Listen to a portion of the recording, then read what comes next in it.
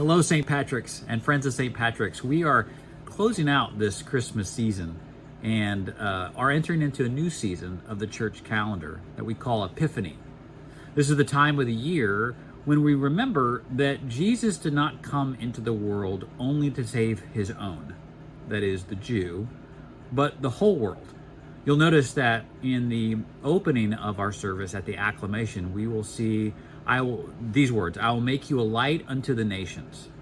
So remember the words of Jesus when he said to the disciples and to his followers that they would be a city on a hill, a light so that people could see through their lives, their gatherings, their community, their worship, the light of Jesus, the light of the gospel. We're like, as a church and as a church community and as individuals, a lamp that carries the light of Christ into the world. And it's a heavy burden, but it's a wonderful burden. You know, there's some burdens in life that are worth taking on. I'll give you two examples. One's kind of silly. Sometimes you ever seen a car speeding down the highway and cutting people off, and you look on the back of the car and they have one of those fish, you know what I mean? The fish that identifies them as a Christian. It's a little bit hypocritical for somebody to be carrying that on or have that on their car for all to see and then driving like a maniac, driving like a Christian ought not to. I realized from the beginning when I first started to drive a car and have a car that if I was going to put a fish on anywhere on my car, that I had to be on extra good behavior because there's a burden and responsibility to that. Now, of course, when I did drive a car with a fish on it, I was extra careful in my driving. Interesting, right? Or take kids, for example. Kids are a burden in some sense. They're a great responsibility. And I don't mean a burden in a bad way, but just to say that they root you, they tie you down. There is great responsibility in raising a child. However, a child is full of joy, brings joy into a home, and there's a love that's created between a mother and daughter, or father and daughter, or father and son. Well, you know, if you're a parent or a grandparent, what that kind of love is. It's unlike anything in all the world. So even the great burdens or responsibilities that we have are wonderful.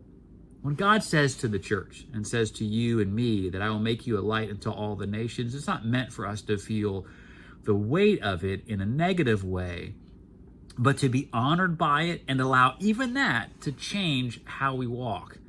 I want to talk more about that this Sunday as we celebrate Epiphany in this season of salvation history.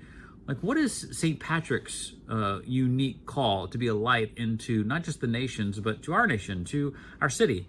There's something unique about what God is building in St. Patrick's that I think we've talked about before, but it bears repeating over and over again to remind each other, not just like what we did the last couple of weeks, why we gather, but why we gather at St. Patrick's, because there's something special about what God is making us into be. So I hope you're having a wonderful end of your 2025, that your Christmas was full of joy and fun, and can't wait to see what God is doing in St. Patrick's. But I want to hear what God is doing in your life as well. There's much to celebrate.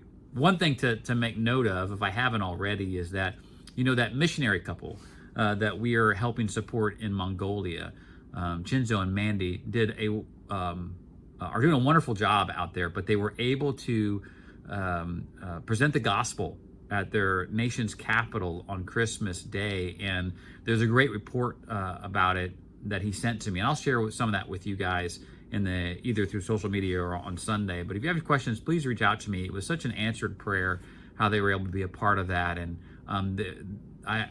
I'm sure they're going to bear fruit from what God is doing in them. So thank you for supporting them. And if you have any questions about it, let me know.